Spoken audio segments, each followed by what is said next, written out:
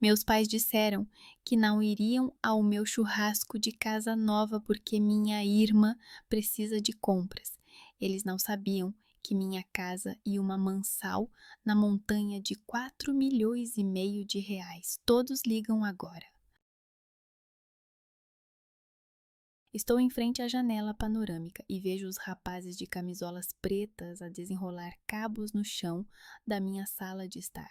Um deles está a ajustar a câmara no tripé, outro está a verificar a luz, o terceiro está a discutir algo com a produtora. Uma mulher de cerca de 45 anos com um tablet nas mãos. O apresentador, um jovem com um sorriso perfeito e gel no cabelo, ensaia a frase de abertura. Daqui a 1 hora começará a transmissão ao vivo do programa sobre casas únicas no Colorado. A minha casa, a nossa casa, a minha e do Connor. O telemóvel vibra no bolso das calças de ganga. Pego nele e vejo uma mensagem da minha mãe. Não iremos à sua festa de inauguração. A Cheyenne está sem dinheiro novamente. Precisamos comprar mantimentos e fraldas para os pequenos. Leio, releio e respondo brevemente. Tudo bem, mãe. Ela pensa que eu os convidei para uma festa modesta num apartamento alugado ou numa pequena casa nos arredores. Ela não sabe que daqui a 1 hora a minha propriedade no valor de 4,5 milhões de dólares será exibida na televisão nacional. Ela nem sabe da existência desta casa. Connor se aproxima por trás e coloca as mãos nos meus ombros. Ele está quente, cheira a madeira e a algo conífero. Provavelmente voltou a mexer no terraço. Está nervosa? Pergunta baixinho. Não, respondo, guardando o telemóvel. A minha mãe escreveu a dizer que não vão vir. Ele não diz nada, apenas me beija na têmpora. Ambos sabemos que isso era previsível. A Cheyenne é sempre mais importante. A Cheyenne precisa sempre de ajuda. A Cheyenne está sempre em crise. E eu sou aquela que consegue lidar com tudo sozinha. A produtora aproxima-se de nós, sorri profissionalmente, mostrando os dentes brancos. Violet, Connor, começamos daqui a 15 minutos. Estão prontos? Sim, aceno com a cabeça. Quando ela se afasta, volto a olhar pela janela. As montanhas à volta estão cobertas de neve, o céu está perfeitamente azul, o ar é tão puro que parece que dá para ver cada árvore na encosta oposta. Há 3 anos, eu e o Connor vimos esta casa abandonada à beira do precipício e apaixonamo-nos por ela à primeira vista. Na altura, estava semi-destruída, sem metade das janelas, com o telhado a pingar e o chão a ceder sob os nossos pés. Investimos tudo nela: dinheiro, tempo, alma, fins de semana, férias. O Connor supervisionou a restauração, eu cuidei do design, da coordenação com os empreiteiros e fornecedores de materiais. Não contamos a ninguém, nem a minha mãe, nem a Cheyenne, nem mesmo aos parentes distantes, que de repente se lembram da minha existência quando precisam de algo emprestado. Porque eu sabia, se eles descobrissem que eu tinha dinheiro, encontrariam uma maneira de o tirar, ou minimizariam o meu sucesso, ou fariam com que ele parecesse algo ruim, egoísta, injusto. A memória traz uma lembrança. Estou na cozinha da casa da minha mãe, contando-lhe sobre a promoção no trabalho. Eu tinha 28 anos na época, tinha acabado de me tornar gerente sênior em uma empresa de gestão de projetos ambientais. O salário dobrou. A minha mãe ouve, acena com a cabeça e depois diz: "Isso é bom, vai. Só não se esqueça da sua irmã. Ela está a passar por um momento difícil." A Cheyenne tinha acabado de se separar do namorado e voltado a morar com a minha mãe, com o seu primeiro filho, um menino chamado Eli. A minha mãe olha para mim como se eu devesse me sentir culpada por estar bem, e a Cheyenne não. E eu me sinto, sempre me sinto, outra lembrança, mais vívida. Estou a ligar para a minha mãe do carro a caminho de casa depois do trabalho, com o coração leve, porque o Connor acabou de me pedir em casamento. Mal consigo conter as lágrimas de alegria. quero compartilhar. A minha mãe me ouve por alguns segundos e depois diz: parabéns, filha, isso é ótimo. Escuta, a Cheyenne precisa urgentemente de ajuda com um advogado. Ela tem problemas com a custódia do Eli. O pai dele entrou com um processo no tribunal. Podes emprestar-lhe um pouco? Um pouco acabou sendo $5.000. Eu dei no dia seguinte, transferi para o cartão da minha mãe. A Cheyenne nunca devolveu e nem sequer agradeceu. Quando, 6 meses depois, eu discretamente mencionei isso, a minha mãe disse: bem, ela está numa situação difícil, tem filhos, não tem como pagar, tu entendes? Depois da morte do meu pai, tudo ficou ainda pior. Ele morreu há 5 anos de cancro no pâncreas. Tudo aconteceu muito rápido. Do diagnóstico à morte, passaram-se menos de 4 meses. Na época, eu estava a trabalhar num grande projeto em Montana. Viajava para lá a cada 2 semanas. A minha mãe dizia que o meu pai estava bem, que o tratamento estava a ajudar, que não havia motivo para me preocupar. Quando ele morreu, não tive tempo de me despedir, e a minha mãe começou a lembrar-me constantemente. Tu raramente ias visitá-lo antes de ele morrer. Ele esperava por ti, mas tu estavas ocupada com o teu trabalho. Carreguei essa culpa durante anos. Parecia-me que eu realmente era uma má filha, que eu poderia ter feito mais, que eu deveria ter largado tudo e ficado ao lado dele, que o meu pai morreu pensando que eu o tinha esquecido. A produtora acena com a mão, tirando-me dos meus pensamentos. Violet, Connor, está na hora. Vamos para o enquadramento. Aproximamo-nos da lareira de pedra de rio. Um dos detalhes mais bonitos da casa, Connor escolheu cada pedra pessoalmente. O apresentador segura o microfone, sorri para sua câmera. 3, 2, 1. Estamos no ar. Ele volta-se para a câmara. A sua voz torna-se suave e tranquilizadora. Boa noite. Hoje estamos na casa de Violet Kershaw e Connor Aldridge, um casal que transformou uma casa abandonada nas montanhas numa verdadeira maravilha arquitetônica. Violet, conte-nos como tudo começou.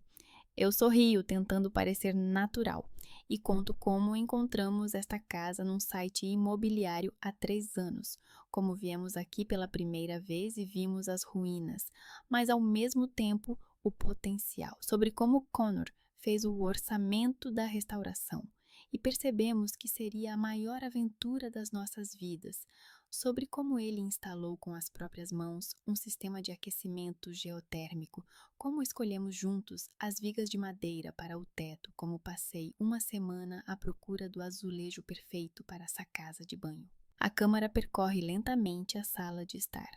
Mostra as janelas panorâmicas do chão ao teto, as vigas de madeira que contrastam com as paredes brancas, a cozinha com bancadas de mármore e uma ilha no meio. O operador filma o terraço, de onde se tem uma vista para as montanhas e o vale abaixo. O apresentador faz perguntas sobre os materiais, as dificuldades durante a restauração, como combinamos a vida aqui com o trabalho. Respondemos à vez, Connor brinca, eu rio, tudo corre bem, naturalmente. Então, o apresentador pergunta, baixando um pouco a voz, como se estivesse a partilhar um segredo. Digam-me, quanto custou todo o projeto? Se não for segredo, é claro. Connor olha para mim, eu aceno levemente com a cabeça. Combinamos antecipadamente ser honestos. Juntamente com a compra do terreno e da casa, a restauração, os materiais, os sistemas de aquecimento e eletricidade, cerca de 4,5 milhões de dólares, diz ele calmamente, como se fosse uma quantia normal.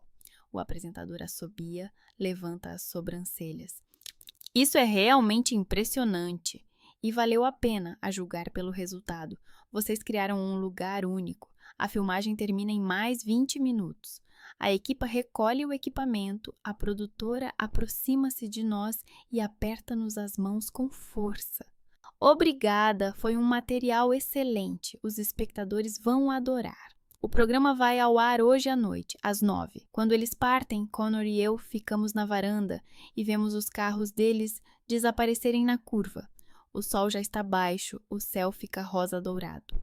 Pego o telemóvel e o ligo. A tela explode com notificações. 73 chamadas perdidas. 128 mensagens. A primeira é da minha mãe, enviada há 10 minutos. É verdade? Por que não me contaste? Depois, uma da Cheyenne. Estás a falar sério? Tens tanto dinheiro e não me compraste fraldas? Outra da minha mãe. Violet, liga-me imediatamente. Precisamos de conversar. Parentes distantes, que não vejo há 5 anos, escrevem mensagens de parabéns, com alusões mal dissimuladas. Parabéns pelo sucesso. Precisamos de nos encontrar um dia para conversar sobre a família. Outra mensagem, da Eden Lamar, minha colega de trabalho. Uau, que casa! Tu estavas a esconder? 3 pontos de exclamação, mas eu leio isso e sinto algo desagradável nas entrelinhas. A Eden sempre teve inveja de mim. Há 2 anos, ambas nos candidatamos a um cargo de gerente sênior, e fui eu que o consegui. Ela nunca me perdoou por isso, embora pareça sempre amigável e profissional. O telefone toca novamente. É a minha mãe. Desvio a chamada e desligo o som. Depois desligo completamente o telefone. Connor sai para o terraço, onde estou encostada à grade, e me abraça por trás. Vai ficar tudo bem, diz ele baixinho. Nós vamos conseguir. Olho para as montanhas, para o sol que se põe, iluminando a neve com uma luz rosa, e digo baixinho: agora vai começar. Na manhã seguinte, acordo às 8 e percebo imediatamente que não quero ligar o telemóvel. Connor já se levantou. Ouço a mexer na cozinha, cheira a café e a algo doce. Provavelmente está a fazer panquecas. Deito-me debaixo do cobertor e olho para o teto, para as vigas de madeira que escolhemos juntos, num velho celeiro a 100 quilômetros daqui. Naquela altura, tudo parecia simples. Trabalhas, constróis, crias algo teu e isso deve fazer-te feliz. Ninguém disse que a felicidade pode provocar agressividade nos outros. Sento-me. Estendo a mão para a mesinha de cabeceira e ligo o telemóvel. O ecrã acende e as notificações aparecem uma após a outra, como uma avalanche. 132 chamadas perdidas, 187 mensagens. Folheio-as e sinto a garganta seca.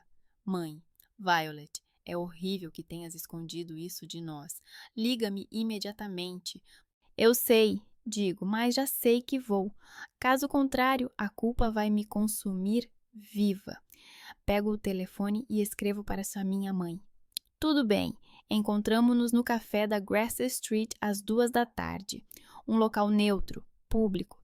É mais difícil fazer uma cena lá. A minha mãe responde imediatamente. Tudo bem, levo a Cheyenne. Connor olha para mim e diz. Então vou contigo. Não discuto. Preciso de alguém por perto que não me deixe assustar e ceder. Até às 2 horas, consigo trabalhar algumas horas. Reviso os relatórios da equipa que trabalha na restauração das paisagens montanhosas após os incêndios do ano passado em Wyoming. O trabalho sempre me acalma, dá uma sensação de controle. Mas hoje leio a mesma frase 3 vezes seguidas e não entendo nada. Às 13h30, Connor e eu entramos no carro. A viagem até a cidade leva 40 minutos, por uma estrada sinuosa, entre pinheiros e rochas. Ficamos em silêncio quase todo o trajeto, apenas o rádio tocando baixinho ao fundo. Alguma música sobre amor perdido. Quando chegamos à cidade, vejo o carro da minha mãe, um Toyota vermelho velho, no estacionamento perto do café. O meu coração aperta. Respiro fundo e saio do carro. Connor vem ao meu lado, pega-me pela mão e eu sou grata por esse carinho. Dentro da cafetaria cheira a café e canela. Toca música suave. A minha mãe e a Cheyenne já estão sentadas à mesa perto da janela. A minha mãe parece cansada, tem olheiras, o cabelo está sujo, preso num rabo de cavalo. Cheyenne está com um casaco cinzento velho e calças de ganga desbotadas, com uma expressão de mágoa e raiva no rosto. Ao lado, no carrinho, dorme a sua filha mais nova, uma menina chamada Ruth, que agora tem 10 meses. O mais velho, Ellie, de 5 anos, provavelmente ficou com algum conhecido. Olá, digo, sentando-me à frente deles. Connor senta-se ao meu lado. Olá, A mãe olha para mim e há algo nos seus olhos que me deixa desconfortável. Não é alegria pelo encontro, é algo como uma fria indignação. A empregada de mesa aproxima-se, uma jovem de 20 anos com uma tatuagem no pulso, e pedimos café. Os primeiros minutos passam num silêncio pesado. Só se ouve o tilintar das chávenas nas mesas vizinhas. Então a minha mãe diz: Violet, eu não entendo. Por que não nos contou nada sobre a casa? Eu respiro fundo, tentando falar calmamente. Porque isso é um assunto meu e do Connor. Queríamos fazer isso sozinhos, sem estranhos. Estranhos. Cheyenne levanta a voz e alguns clientes se viram. Nós somos sua família, não pessoas de fora. Cheyenne, diz a minha mãe baixinho, mas não há verdadeira reprovação na sua voz, é mais para aparentar. Ela olha para mim e continua. Você entende como isso parece? Você tem tanto dinheiro e não compartilha nada. A Cheyenne precisa de ajuda, tem 2 filhos, está prestes a ser despejada, mal consegue pagar as contas. Eu ajudei, digo tentando manter a calma, apertando a chávena nas mãos. Dei dinheiro para o advogado, para o pentes e paguei as contas. Comprei mantimentos várias vezes. Isso é migalhas. Cheyenne me interrompe, inclinando-se para uma frente com raiva genuína nos olhos. Migalhas em comparação com o que você tem. Você mora em uma mansão que vale milhões e eu não consigo pagar o aluguel de 2 quartos nesta casa velha. Os meus filhos não têm roupas decentes e tu compras um palácio para ti. Trabalhei para isso durante anos, digo, e a minha voz treme involuntariamente. O Connor e eu investimos tudo o que ganhamos nos últimos anos nesta casa. Não é dinheiro que caiu do céu, é o nosso trabalho, as nossas poupanças. O teu trabalho, Cheyenne ri maliciosamente. E eu então não trabalho? Eu crio 2 filhos sozinha, sem marido, sem apoio. Ah, Cheyenne, não estou a dizer que não trabalhas. Tento dizer, mas a minha mãe interrompe-me. Ela inclina-se para a frente e o seu rosto fica rígido, os lábios apertados numa linha fina. Sempre foste assim, Violet, arrogantes, distantes. Consideravas-te melhor do que nós porque tens educação, trabalho, dinheiro e esqueceste-te da família, assim como te esqueceste do teu pai. Essas palavras me atingem como um tapa. Sinto algo apertar no peito, falta-me ar. O quê? Mal consigo pronunciar. O pai estava a morrer, diz a mãe friamente, com clareza, olhando-me diretamente nos olhos. E tu nem sequer vieste despedir-te. Ele chamava por ti, esperava por ti todos os dias, e tu ignoravas-te. Escolheste as tuas montanhas, a tua carreira, os teus projetos em vez dele. E agora estás aqui a dizer que conquistaste tudo sozinha? O teu pai teria vergonha de ti se visse no que te tornaste. Não consigo respirar. As memórias vêm em ondas. O meu pai na cama do hospital, o seu rosto abatido, as mãos finas como galhos, a voz da minha mãe ao telefone naquela época, há 5 anos. Não se preocupe, vai, ele está aguentando, o tratamento está a ajudar, venha quando puder. E então uma ligação repentina às 5 da manhã. Vai, ele morreu hoje à noite, o coração não aguentou. Eu estava em Montana, a milhares de quilômetros de distância, em negociações importantes com investidores. Não cheguei a tempo, não me despedi. Eu não sabia que eles estavam a morrer, digo baixinho, mal conseguindo conter as lágrimas que me vêm aos olhos. Tu disseste-me ao telefone que estava tudo bem, que o tratamento estava a ajudar, que não havia motivo para se preocupar ainda. Ele perguntava por ti todos os dias, diz a minha mãe, com voz firme, sem qualquer sinal de compaixão.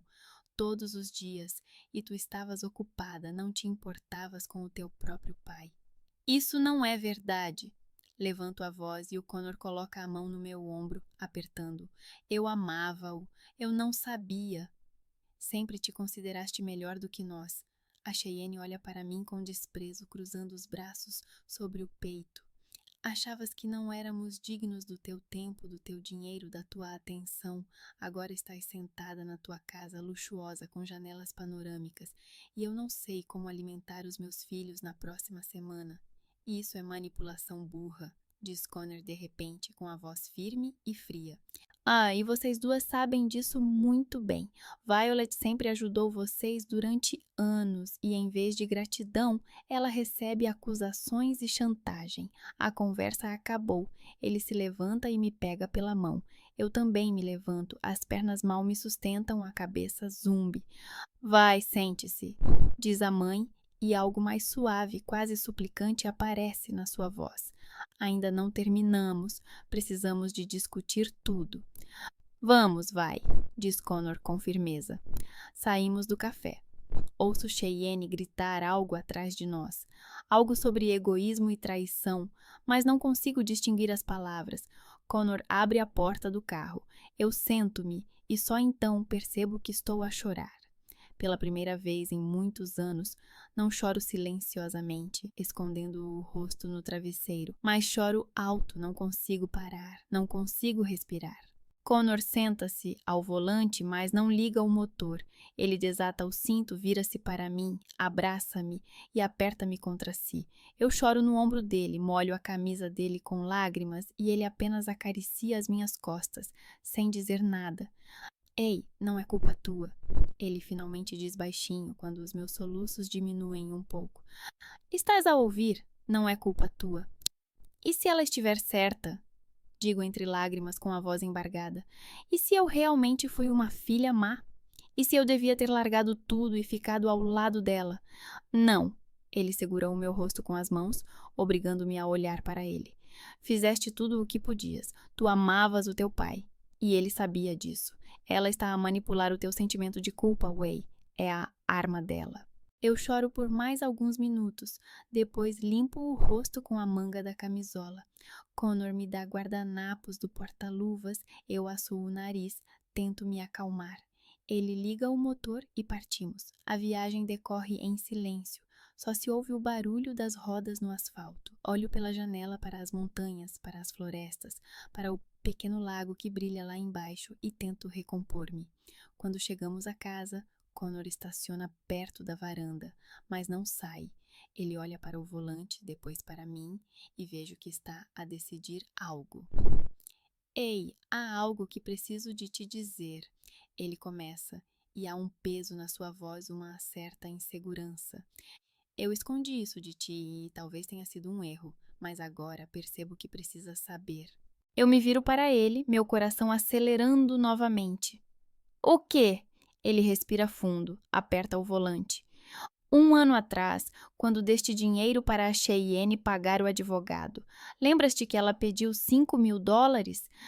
Eu aceno com a cabeça. Claro que me lembro. Foi no outono do ano passado, a Cheyenne ligou-me à noite, chorando, dizendo que o pai do seu primeiro filho tinha entrado com um processo de custódia e que ela precisava urgentemente de um advogado. Por acaso encontrei um conhecido, um advogado que trabalhava com ela, continua Connor. Tomamos café numa cafetaria. Ele mencionou o caso e eu perguntei quanto custaria. Uau! O advogado custou $1.500. Não 5, 1.500. Olho para ele sem entender imediatamente. O quê? Ela gastou o resto consigo mesma. Ele olha nos meus olhos. Eu a vi 1 semana depois de você dar o dinheiro. Ela estava sentada num restaurante com as amigas, tinha um iPhone novo e uma bolsa de grife. Eu não te contei porque você estava muito mal na época. Seu pai tinha falecido 6 meses antes. Você estava sobrecarregada no trabalho, mal conseguia se manter firme. Eu não queria causar mais dor, mas agora, depois do que ela disse hoje, não posso mais ficar calado. Recosto-me no encosto do banco e fecho os olhos. Claro, claro que a Cheyenne mentiu. Ela mente sempre que lhe convém. E eu acredito sempre, porque ela é minha irmã, porque a família deve ajudar-se, porque caso contrário, eu sou uma má pessoa. Não tens culpa, digo baixinho ao Connor, abrindo os olhos. Tentaste proteger-me, eu entendo, e tinhas razão. Naquela altura eu não teria aguentado. Ele pega na minha mão e beija os meus dedos. Eles nunca terão o suficiente, Wei. Não importa o que dês, não importa o quanto ajudes, eles sempre vão querer mais. É um poço sem fundo. Sei que ele está certo, mas parte de mim ainda espera que seja possível consertar as coisas, que seja possível encontrar as palavras certas e resolver tudo. À noite, quando já estamos em casa, sento-me no sofá com o portátil, verifico o e-mail do trabalho, mas não vejo nada. O Connor está na cozinha a preparar o jantar. Ouço algo a chiar na frigideira, cheira a alho e ervas aromáticas. O telefone toca. É a minha mãe. Não atendo. Ela volta a ligar 1 minuto depois. Desligo. Depois recebo uma mensagem. Violet, vamos conversar normalmente sem emoções. Não quis ofender-te, é que estamos todos preocupados. Vem à minha casa amanhã, conversamos calmamente, a sós. Por favor. Leio isso e sinto algo a puxar-me para trás, como sempre. Será que realmente podemos conversar calmamente? Será que hoje eles estavam apenas emocionados e amanhã será diferente? Connor sai da cozinha, seca as mãos com uma toalha e vê a minha expressão. O que foi? A minha mãe pediu para eu ir lá amanhã, digo eu. Ela disse que quer conversar calmamente, sem emoção. Ele me olha por um longo tempo, depois se senta ao meu lado e pega da minha mão. Não vá, Wei, é uma armadilha. Ela quer puxar-te de volta, fazer-te sentir culpada até que desistas. Talvez não, digo, embora já não tenha a certeza. Talvez ela realmente precise de tempo para se acalmar, e eu também preciso de entender o que aconteceu com o meu pai. Ela está a esconder algo, eu sinto isso. As palavras dela hoje soaram estranhas. Então vou contigo, diz ele com firmeza. Não, digo balançando a cabeça. Ela nunca será sincera se estiveres lá.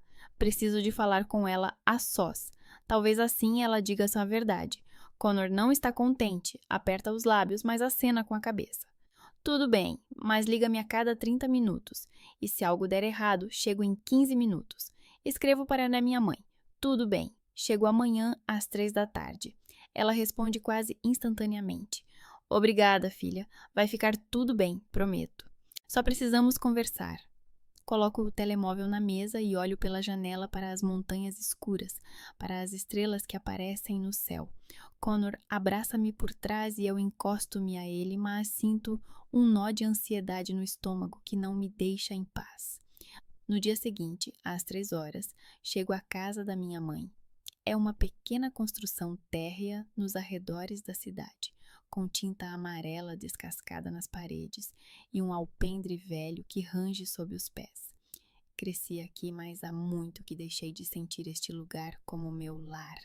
Estaciono junto ao passeio, desligo o motor e fico sentada alguns minutos, a olhar para a janela familiar da sala de estar. O Connor liga, eu atendo o telefone. Já estás aí? Ele pergunta. Sim, vou entrar agora. Lembra-te, 30 minutos e liga-me. Se não ligares, eu vou aí. Tudo bem, digo eu. Amo-te. Eu também, tenha cuidado, saio do carro e vou até a varanda. A porta se abre antes que eu consiga bater. A minha mãe está na soleira, sorrindo, mas é um sorriso forçado. Entra, querida. Entro e sinto imediatamente o cheiro de uma casa antiga. Algo mofado, misturado com o aroma de café. Na sala, Cheyenne está sentada no sofá e a tia Darlene está na poltrona. Eu congelo. Olá, Violet, diz Darlene com a voz doce, como sempre quando quer algo.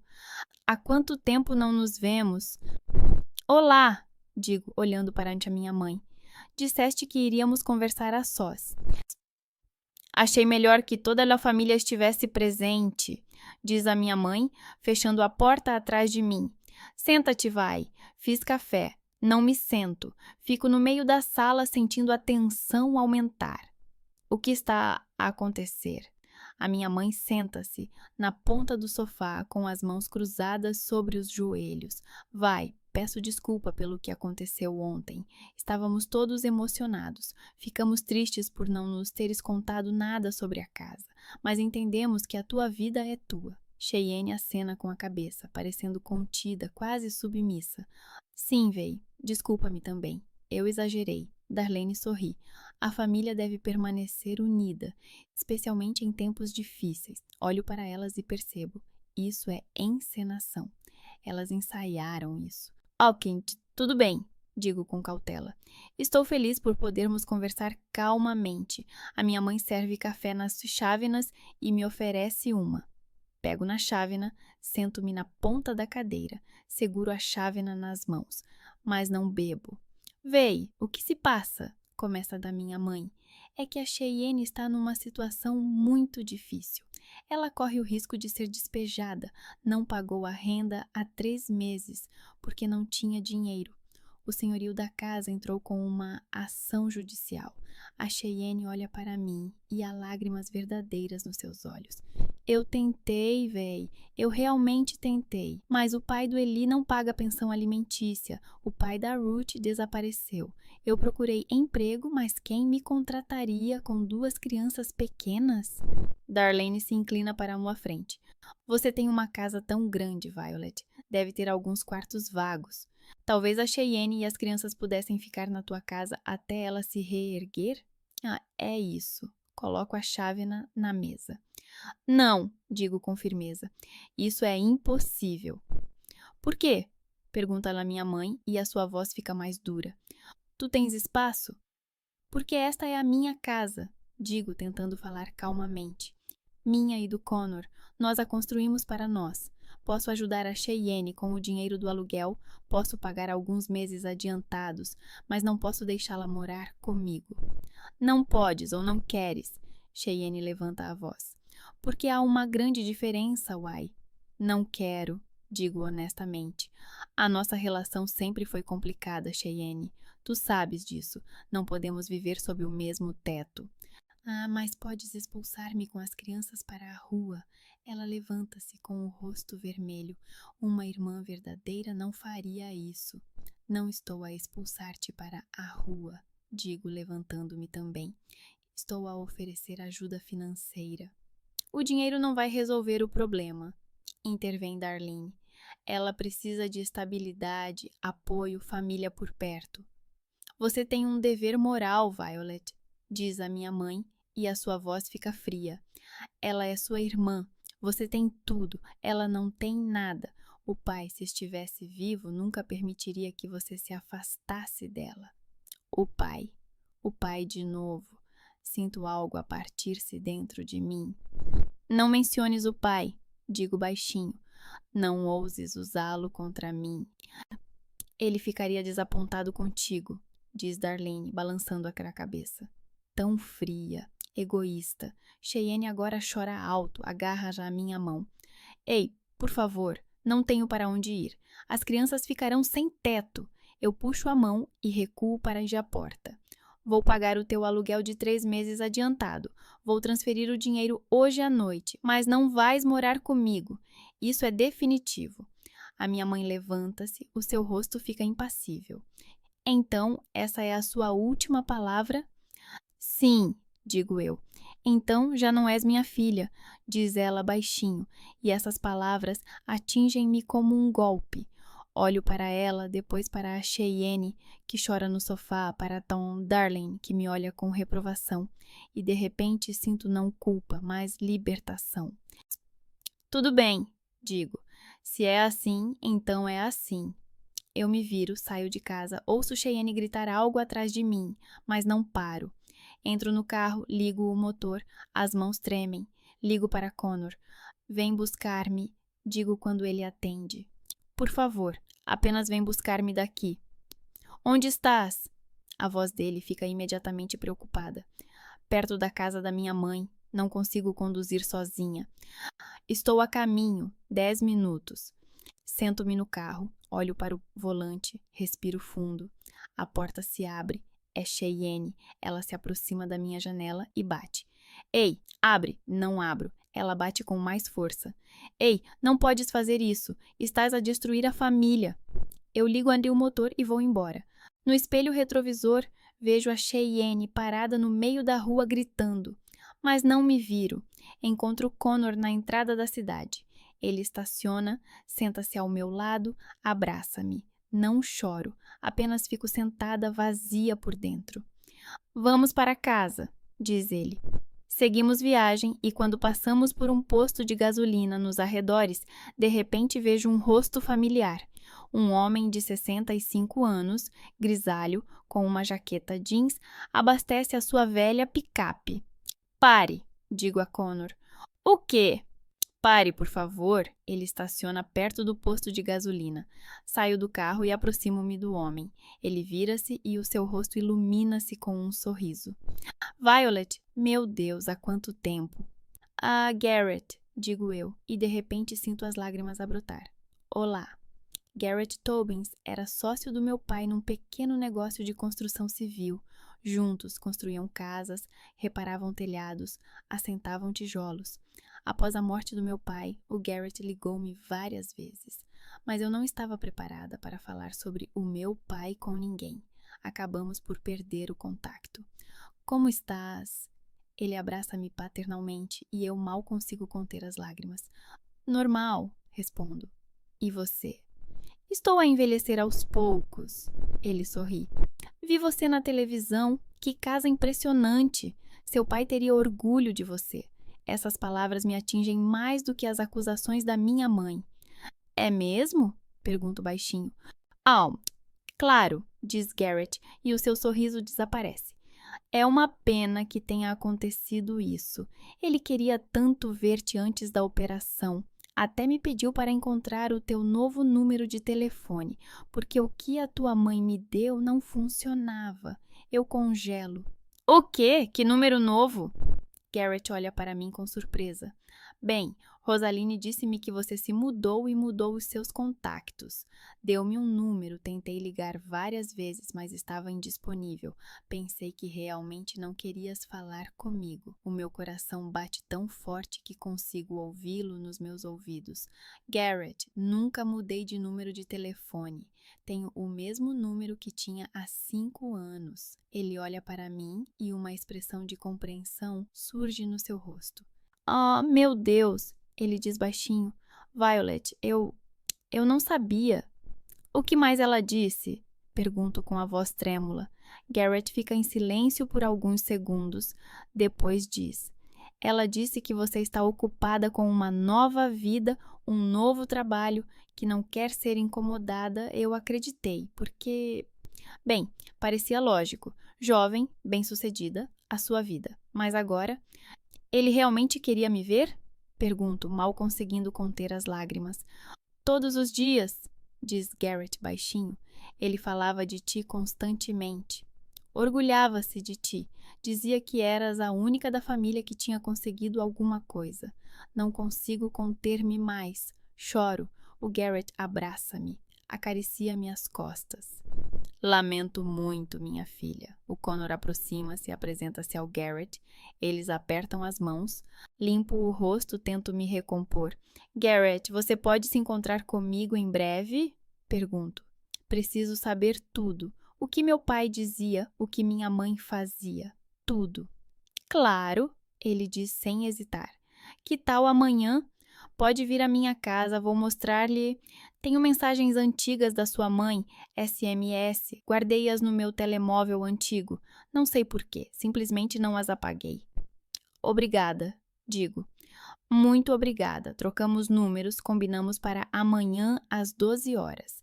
Quando eu e Connor voltamos para o carro, sinto algo novo. Não culpa, não dor, mas uma raiva fria. Ela mentiu, digo baixinho. A minha mãe mentiu para mim durante anos. Connor pega na minha mão e aperta. Vamos descobrir tudo, prometo. A viagem de volta para casa passa em silêncio. Olho pela janela e penso no meu pai, em como ele esperou por mim. E eu não fui, porque a minha mãe disse que não era preciso ficar nervosa ainda. À noite, quando já estamos em casa, sento-me no sofá com o portátil. Mas não trabalho. Verifico o meu e-mail, procuro cartas do meu pai. Nada, mas lembro-me que ele tinha um endereço de e-mail. Às vezes escrevia-me quando eu tinha acabado de sair da universidade. Depois, as cartas pararam e eu pensei que ele simplesmente não gostava de trocar correspondência. E se a minha mãe as tivesse apagado? O telefone toca. Número desconhecido. Atendo. Olá? Violet Kershaw? Voz feminina, formal. Sim. Chamo-me Eden Lamar. Sou sua colega. Desculpe incomodá-la à noite. Só queria falar consigo sobre um assunto de trabalho. Eden, fico tensa. Estou a ouvir. Ouvi dizer que está a passar por um período difícil, problemas familiares, diz ela com falsa preocupação na voz. A gerência também ouviu. Eles estão preocupados com a sua estabilidade. Talvez você devesse fazer uma pausa, descansar. Eu posso assumir parte dos seus projetos, ajudar. Eu entendo o que está acontecendo. Ela quer me afastar, ocupar o meu lugar. Obrigada, Eden, mas estou a dar conta do recado. Digo friamente. Os meus projetos estão sob controlo.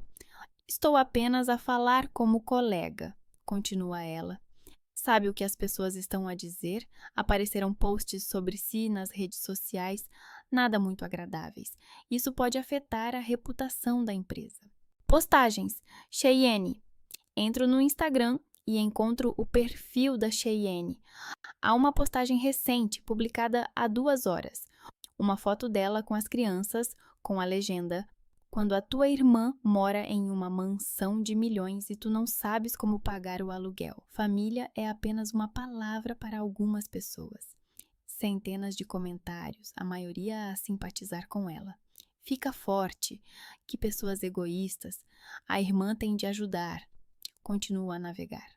Outra publicação, publicada há 1 hora. Uma selfie da Cheyenne com uma mulher ao fundo. Eden. Reconheço-a imediatamente. O meu coração bate forte. Elas se encontraram? Eden, digo baixinho. Obrigada pela preocupação, mas estou realmente controlando tudo. Até mais. Desligo o telefone e mostro a foto para Connor. É sua colega? Ele pergunta. Ah, sim. Ela trabalha com a Cheyenne. Elas estão tramando algo juntas. Connor olha para o ecrã, depois para mim. Uau, isso é sério. Elas querem destruir a sua reputação. Eu aceno com a cabeça. Eu entendo, mas agora não vou desistir. Então vamos lutar, digo. Na manhã seguinte, vou até a casa de Garrett. Connor fica em casa, mas diz que vai ficar em contato. Garrett mora numa pequena casa fora da cidade, cercada por pinheiros. Ele me recebe na varanda e me convida para entrar. Lá dentro está quente e cheira a madeira e café. Há um telefone antigo sobre a mesa. Aqui está, diz Garrett, ligando-o. Encontrei uma mensagem da tua mãe. Ele mostra-me o ecrã.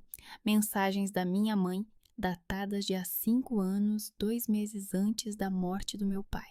Garrett, a Violet tem um novo número. É este. Um número que não reconheço. Ela mudou-se, está ocupada com um novo emprego e não quer ser incomodada agora. É melhor não ligar para ela. Se for algo urgente, escreva-me. Eu passo para ela. Olho para essas mensagens e sinto o chão a desaparecer debaixo dos meus pés. Ela me isolou do meu pai de propósito, digo baixinho.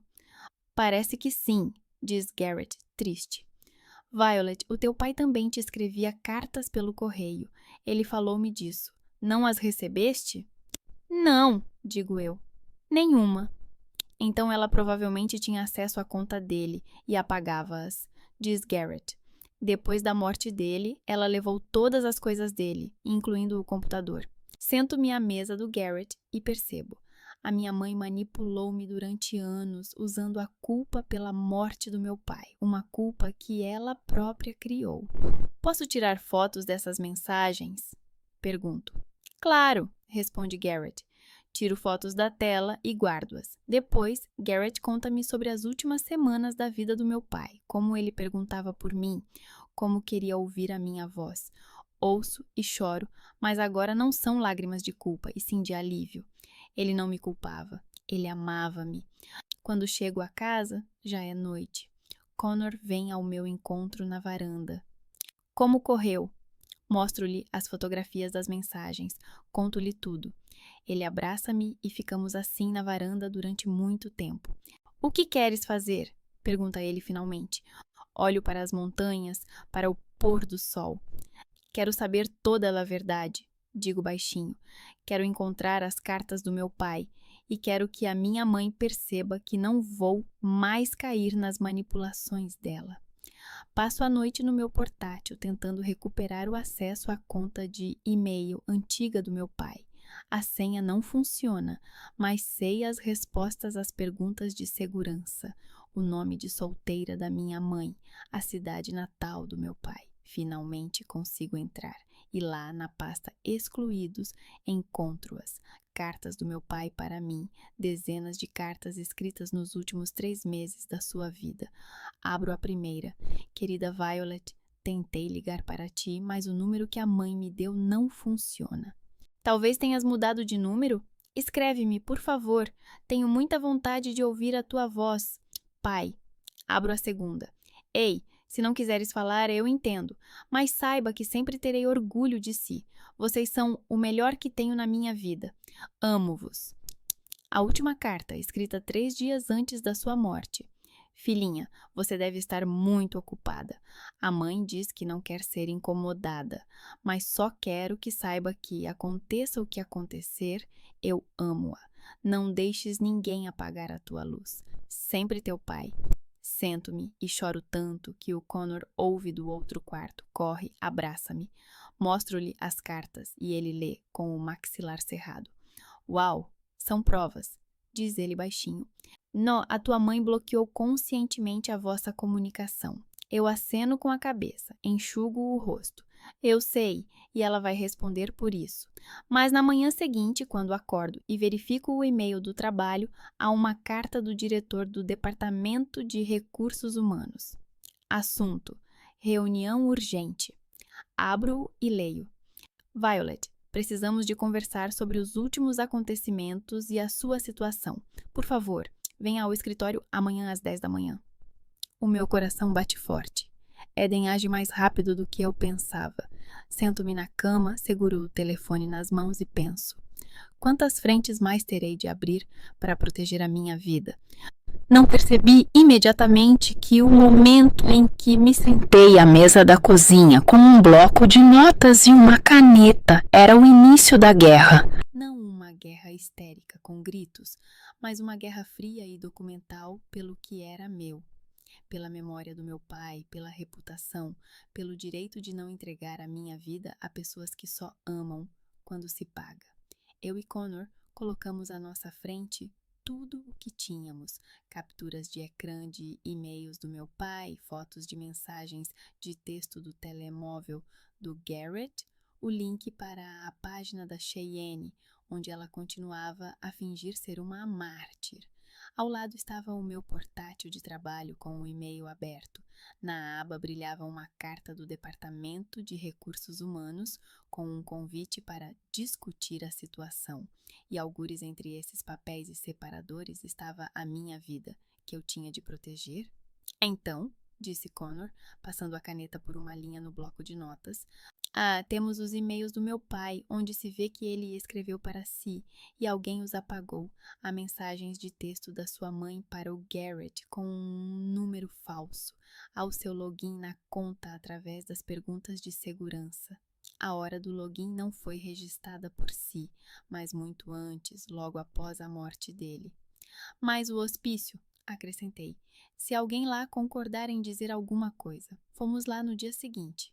Um pequeno prédio nos arredores da cidade, cheiro de antisséptico e flores baratas em vasos perto da recepção. Odeio cheiros de hospital. Eles me lembram da única vez que vi meu pai no quarto.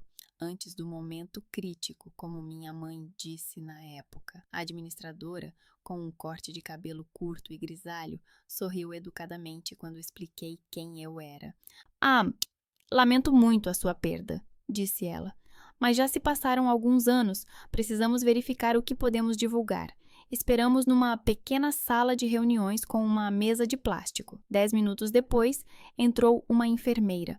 Uma mulher baixa, de cerca de 35 anos, com uma tatuagem desbotada de uma borboleta no pulso. "É a filha de Lionel Kershaw?" perguntou ela, sentando-se à minha frente. "Sim", respondi, e algo apertou-me o peito ao ouvir o nome dele. Ela abriu a pasta e passou o dedo pelos registros. "Não posso dar detalhes médicos, mas posso confirmar o geral. O seu pai esteve conosco pouco mais de um mês. Ele realmente nos pedia com frequência para ligar para a filha Violet. Uma vez, ele até nos deu um número escrito num pedaço de papel. Tentamos ligar 2 vezes, mas o número estava inválido. Falou sobre isso com a minha mãe?" perguntei, apertando as mãos debaixo da mesa. "Sim, ela disse que você mudou de número e não quer que lhe liguem, que isso o destrói psicologicamente." Foram as palavras exatas que ela usou. Depois, ele pediu para lhe dar o telefone para tentar ele mesmo, mas quase sempre a sua mãe estava por perto e dizia: "Não se torture, Lionel, ela está ocupada, não pode atender agora." Algo dentro de mim se partiu. Durante 5 anos, vivi com a ideia de que o tinha abandonado, quando na verdade ele simplesmente não conseguia contactar-me, porque havia alguém entre nós. Pode confirmar isso por escrito?" perguntou Connor, com a voz calma, embora eu visse a tensão em seu maxilar. "Posso fazer uma nota oficial informando que o paciente pediu para ligar para a filha, mas o número fornecido estava inválido." Ela assentiu, "e que o contacto principal nos garantiu que a filha não desejava ser contactada. Se necessário, posso dar uma explicação oral ao advogado." Saímos de lá com uma cópia da nota e a sensação de que alguém tinha tirado do meu pescoço uma corda pesada que me sufocava há 5 anos. A marca ficou, mas ficou mais fácil respirar. O próximo era um técnico de informática chamado River, um jovem que parecia viver o tempo todo com óculos e fones de ouvido. Ele veio à nossa casa, colocou seu portátil na mesa da cozinha e começou a vasculhar os registros da conta de e-mail do meu pai. "É tudo muito simples", disse ele meia hora depois, mostrando-nos o ecrã. "Estão a ver? O primeiro acesso à conta após a morte do vosso pai foi feito a partir deste IP. Ele coincide com o IP da vossa mãe em casa. Verifiquei o endereço. Depois, há uma série de acessos, ao longo de 3 meses. Exclusão de e-mails, redirecionamento de alguns deles para a pasta de spam. Tudo a partir do mesmo IP. Pode formular isso de forma que um advogado compreenda?" perguntou Connor. "Posso elaborar um relatório com carimbos de data, hora e capturas de ecrã", concordou River. "Não direi que alguém pretendeu causar danos intencionalmente. Isso não é da minha competência. Mas posso confirmar documentalmente o facto do acesso e das ações específicas." Quando ele saiu, ficamos sentados na cozinha em silêncio por alguns minutos. Havia uma pilha de papéis sobre a mesa, uma pendrive com registros, um bilhete do hospício, impressões das cartas do meu pai. Tudo isso junto era uma acusação que a minha mãe nunca esperava. "O próximo passo é o advogado", disse Connor baixinho. "E o teu trabalho?" Eu evitava pensar no trabalho desde o momento em que recebi a carta do RH. Mas adiar não fazia sentido. Na manhã seguinte, fui para o escritório vestindo um terno azul escuro e prendendo o cabelo num rabo de cavalo. A reunião foi no escritório da gerente regional Marla Gray, uma mulher de 50 anos, magra e precisa. Além dela, sentada à mesa, estava a gerente de RH, Joy, com sua expressão sempre compassiva. "Violet, sente-se", disse Marla, apontando para a cadeira. "Precisamos discutir a situação. A palavra situação no mundo corporativo sempre significa problemas." "Todos nós vimos a reportagem sobre a sua casa", começou ela. "Parabéns, é uma conquista impressionante, mas infelizmente está a haver um certo alvoroço na mídia." Joy acenou com a cabeça e inclinou-se para na frente. Recebemos várias reclamações através da linha direta corporativa, anônimas, sobre o facto de o gerente sênior estar a abandonar a família na miséria e a gastar dinheiro de forma ostensiva.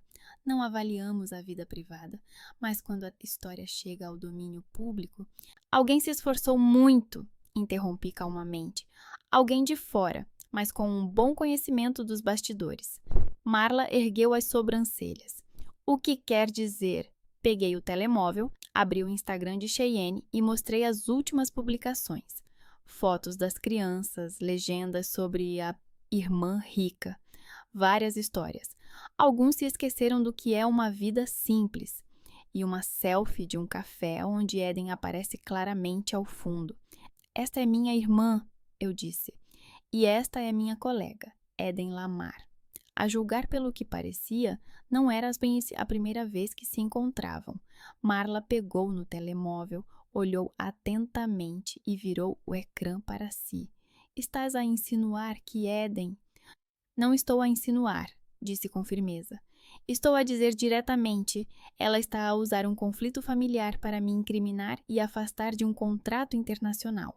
Ela disse às pessoas do departamento que eu sou emocionalmente instável. Pelo menos 2 colegas podem confirmar isso. Vi o canto da boca de Marla se contrair. Minha versão não lhe parecia absurda. Tudo bem, disse ela. Vamos investigar. Mas, por enquanto, o teu nome está associado a uma história desagradável nas redes sociais. É importante para nós saber como vais reagir. Não vou me justificar para a internet, respondi. Mas há fatos que vou usar onde fizer sentido. Ao sair do escritório, cruzei o olhar com o de Eden perto da máquina de café. Ela sorriu levemente. Como estás? Aguenta-te aí, disse ela docemente. Ótima, respondi. A trabalhar? Às vezes é útil reconhecer que nem tudo está sob controle. Fazer uma pausa. E às vezes é útil prestar atenção com quem você tira fotos, eu disse. Especialmente se essa pessoa escreve histórias sobre mim na internet. Por um momento, a simpatia desapareceu do rosto dela. Depois, ela voltou a sorrir. Não entendo o que você quer dizer. No mesmo dia, eu e Connor fomos ao advogado Phil Morley, um homem de cerca de 40 anos, especializado em disputas familiares. Mostramos-lhe tudo: cartas, capturas de ecrã, o bilhete do hospício, fotos do Instagram. Phil analisou os materiais, fazendo perguntas esclarecedoras de vez em quando. A situação é desagradável, disse ele, mas vocês têm algo que normalmente não se tem: documentos. Aqui fica claro que a sua mãe interferiu na comunicação entre vocês e o seu pai, e que a sua irmã está a fazer uma campanha pública que prejudica de sua reputação. O que podemos fazer? Perguntei. Primeiro, uma carta oficial de advertência à sua irmã, exigindo que ela pare de espalhar mentiras, disse ele. Segundo, preparar os documentos para uma ordem de restrição e proibição de contato para ambas. Terceiro, se o empregador quiser, fornecer um parecer jurídico sobre a campanha direcionada contra você. E quarto, uma reunião oficial para que eles vissem que não se tratava apenas de uma discussão familiar. A reunião foi marcada para o final da semana. Durante esses dias, vivia em 2 realidades. Nas chamadas, discutia projetos e à noite revisava essa página da Cheyenne, registrando as publicações com insinuações. No terceiro dia, o meu colega Neil escreveu-me. Podemos conversar? É sobre a Eden. Encontramo-nos num café. Ele pediu um expresso, sentou-se e ficou a girar nervosamente a chávena. Pensei muito se devia meter-me nisto, disse ele. Mas a Eden tem falado muito sobre ti nas últimas semanas. Diz que estás à beira de um colapso, que não estás a levar o projeto adiante. Além disso, ouvi acidentalmente a conversa dela com a tua irmã por videoconferência. Ela estava na sala de reuniões e esqueceu-se de fechar a porta. Falavam sobre como iluminar a história de forma a que o público ficasse do lado da mãe solteira. Senti um frio calmo a invadir-me por dentro. Estás pronto para repetir isso ao advogado? Talvez à gerência? Neil ficou em silêncio, acenou com a cabeça. Estou pronto. O que ela está a fazer é sujo. No dia da reunião no escritório do Phil, acordei sem sentimento de culpa, apenas com a tensão que se sente antes de uma apresentação importante. A minha mãe e a Cheyenne já estavam sentadas na sala de espera. A minha mãe com a sua melhor blusa, a Cheyenne de jeans, mas com um telemóvel novo na mão.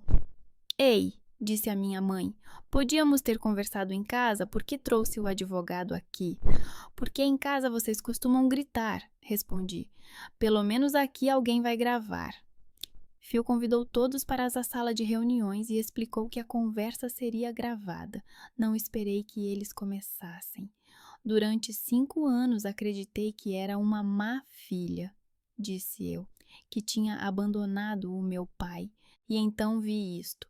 Coloquei sobre a mesa as cópias das cartas do meu pai, uma cópia do bilhete do hospício, o relatório com os registros.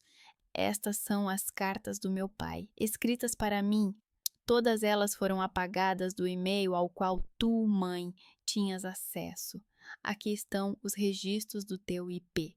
E este é o bilhete do hospício, onde ele pediu para me ligarem e disseram-lhe que eu mudei de número e não queria ser incomodada. A minha mãe empalideceu. Isso é um disparate, disse ela bruscamente. Não sou uma pessoa técnica, não entendo de computadores. Mais uma vez escreveste ao Garrett que eu tinha um novo número. Coloquei a impressão da mensagem de texto. Embora eu nunca o tenha mudado. Ela olhou para o papel, ficou confusa por um segundo. Eu posso ter me enganado, confundido um número. O homem estava a morrer. E tu? E eu o quê? Perguntei. Você me disse que tudo estava estável. Tenho gravações dessas chamadas.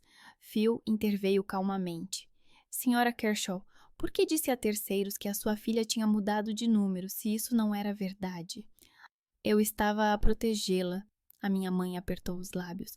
Ela estava tensa com o trabalho, o projeto, não queria sobrecarregá-la com os nossos problemas. Os médicos disseram que as chances eram poucas. Por que traumatizá-la? Ou seja, decidiste por mim se eu deveria me despedir do meu pai, disse eu. E depois passaste 5 anos a dizer que eu o tinha abandonado. Estás a distorcer as coisas, exclamou a minha mãe. Eu estava a proteger-te. Sabias que ele me escrevia cartas? Perguntei com firmeza. A minha mãe desviou o olhar. Não me lembro, aconteceram tantas coisas.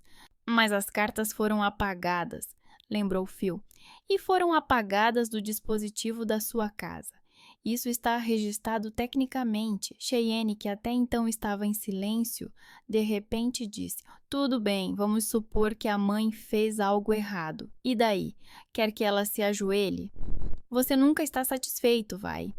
Estou satisfeita por não lhe dever mais nada, disse eu, e também por você parar de me usar como conteúdo. Coloquei as impressões das publicações dela. Isso é mentira. Tu não estás passada. Eu transferi-te dinheiro para o aluguer. Aqui estão os extratos. E tu estavas sentada num café com a Eden a discutir como fazer de mim um monstro. O rosto de Cheyenne ficou vermelho. Tu estás a vigiar-me, a ver com quem eu bebo café? É uma colega que me prejudica no trabalho, respondi. E tu a ajudas. Tu estás a destruir a minha carreira de propósito. A culpa é tua, sussurrou Cheyenne. Não devias ter mostrado o teu palácio na televisão. Connor finalmente falou com uma voz fria. Vamos chamar as coisas pelos seus nomes, disse ele com firmeza. Uma pessoa separou conscientemente um homem moribundo da sua filha para controlar os dois e, durante anos, explorar essa culpa. A outra ganha dinheiro na internet, usando as crianças como instrumento de pressão e difamando aquela que, durante anos, a tirou de buracos. Isso não é uma vida difícil, é podridão. Que tipo de pessoa desprezível seria preciso ser para separar um pai da filha nos últimos meses de vida? Como você ousa? Gritou a mãe. E como você ousou decidir, em vez do Lionel, se ele tem o direito de ver a filha? Perguntou Connor. Como ousaste passar 5 anos a repetir-lhe que a culpa era dela? Ninguém tem o direito de fazer isso e depois exigir respeito só por ter dado à luz. A sala ficou tão silenciosa que dava para ouvir o tic-tac do relógio. A minha mãe olhou para o Connor pela primeira vez de verdade. Tudo bem, eu disse. É simples.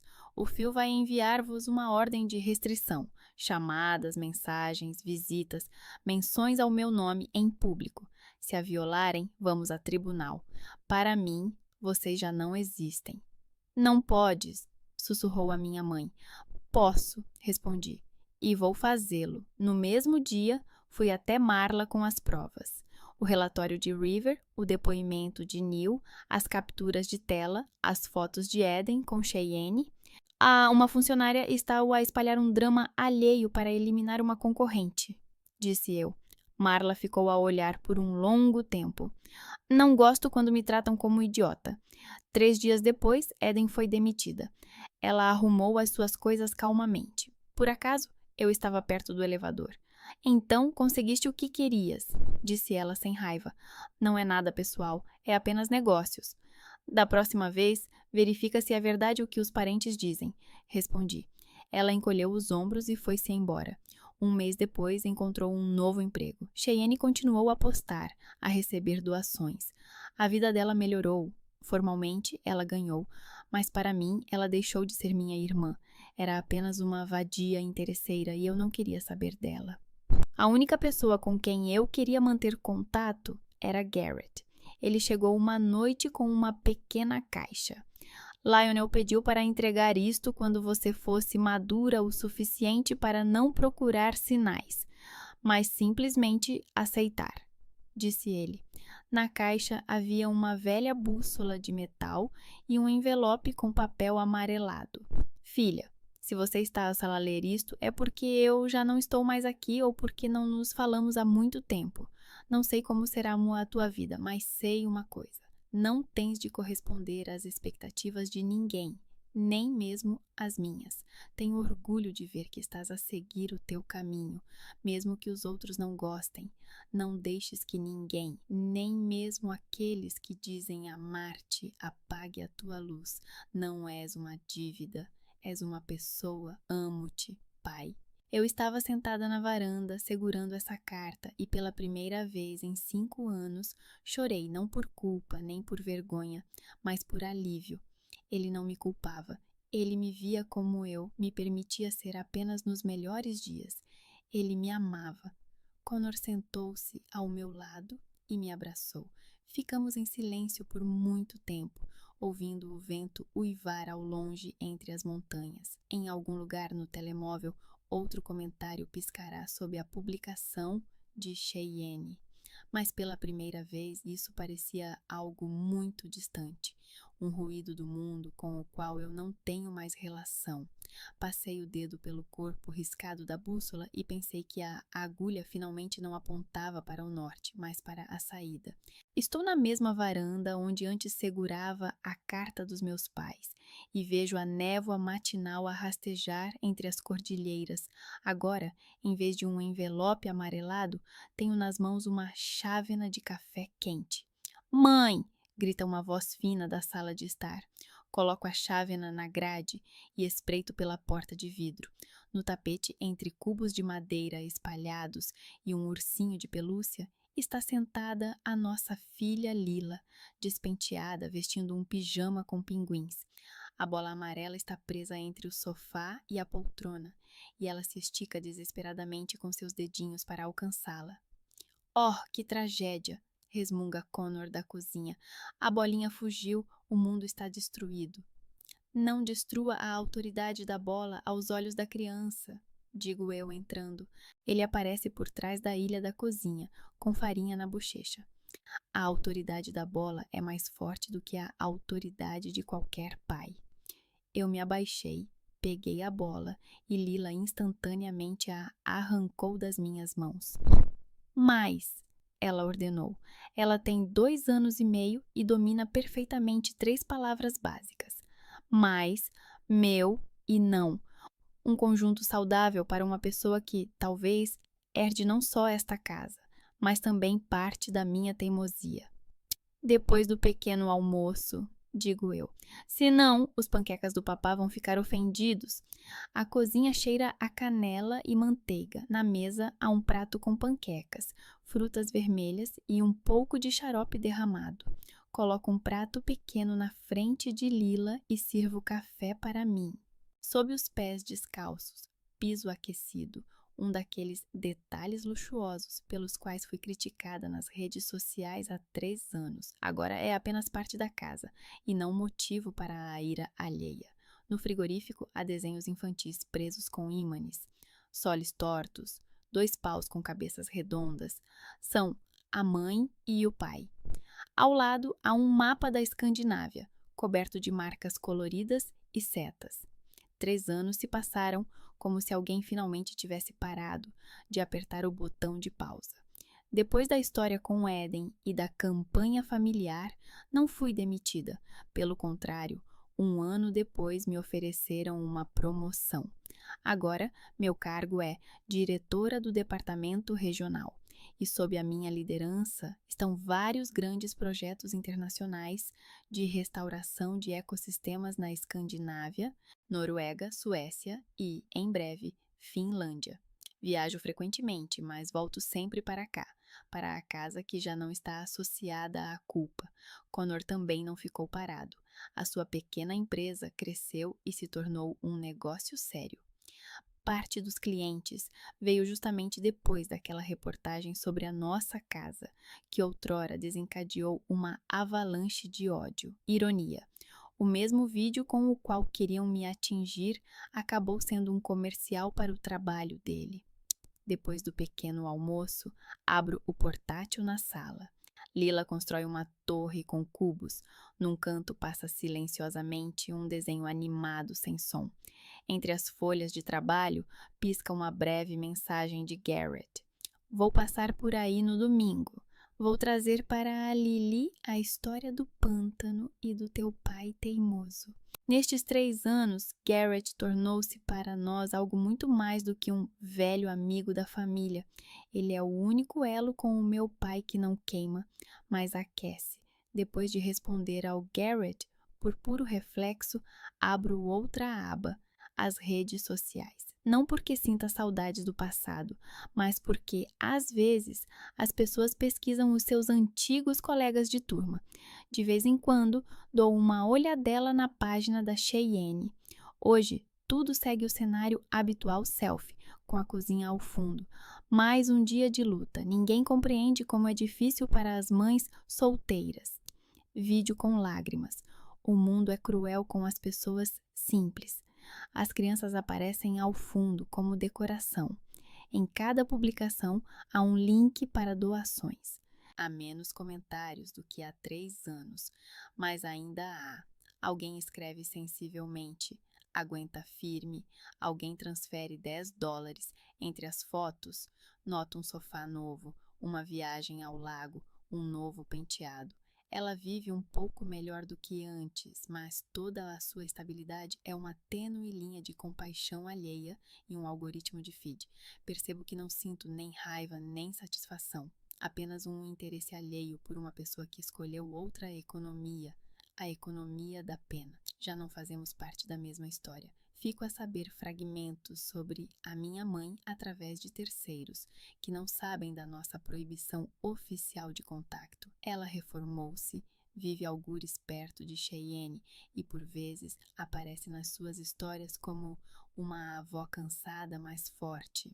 Elas finalmente têm uma audiência a qual podem contar infinitamente a mesma versão dos acontecimentos. Ainda bem que alguém as ouve. Coloco o portátil na mesa, abraço a Lila e permito-me alguns minutos sem planear nada. Há 3 anos, eu não conseguia imaginar que seria capaz de olhar para uma criança sem sentir aquele velho. Você deve tudo a todos, sob a pele. Agora isso desapareceu, junto com a voz da minha mãe na minha cabeça. Saímos para o terraço, nós 3. O vento agita o cabelo de Lila, ela estica os braços para o céu. O sol já se inclina para o horizonte, pintando a neve de rosa e dourado. Connor abraça-me com uma mão e segura Lila com a outra. Temos 20 minutos até a hora do conto e do deitar, diz ele. Hora oficialmente aprovada para descansar.